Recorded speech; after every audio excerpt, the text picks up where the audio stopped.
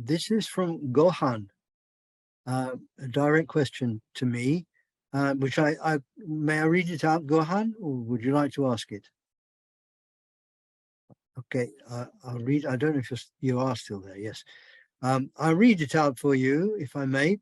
This is addressed to our speaker. You said Islam manages all aspects of life, but within war, were there any rules regarding prisoners, or did the Islamic prophet order to take no prisoners? That will vary again based on context. So there are occasions when prisoners are not taken. There are occasions when prisoners are taken. There are occasions when prisoners are exchanged. As we saw very early on, there is clear instructions from the Prophet that you cannot indiscriminately kill and you cannot use fire to kill. And we saw, for example, in Qūḍī, a Hanafi text, where it clearly said that you can use catapults and you can raise trees to the ground, yet the hadith was quite clear that do not attack, don't destroy trees, don't destroy livestock, don't destroy land. So when you start scratching your head thinking, well, here's the Prophet saying one thing, and here's something quite the opposite going on. How is it that they're adhering to the same message?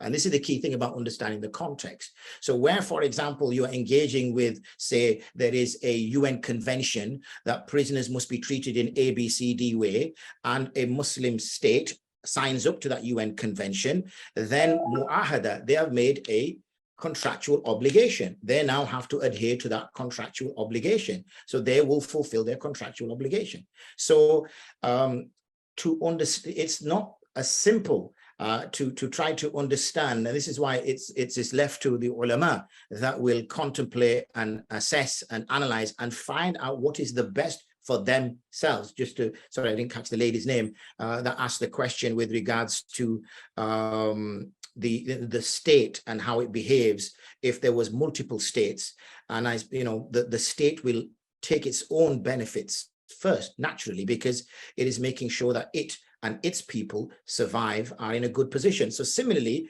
wherever this agreement is, whether it's a prisoner exchange or not or whatever, then that state will see and engage with that other state as it sees fit. As I said, we have now obviously UN conventions that countries have to sign up to and agree to and adhere to. And in order to fulfill, and that's why there are certain issues when we find certain countries don't do that, then this kind of charge of hypocrisy comes in. Now, hold on a second here. Everybody else has to adhere to these conventions. Why don't you need to adhere to these conventions? So when we saw reports of these black off-site torture and things of that nature, it becomes somewhat hypocritical and arrogant for certain countries to say, you cannot do this, but we can.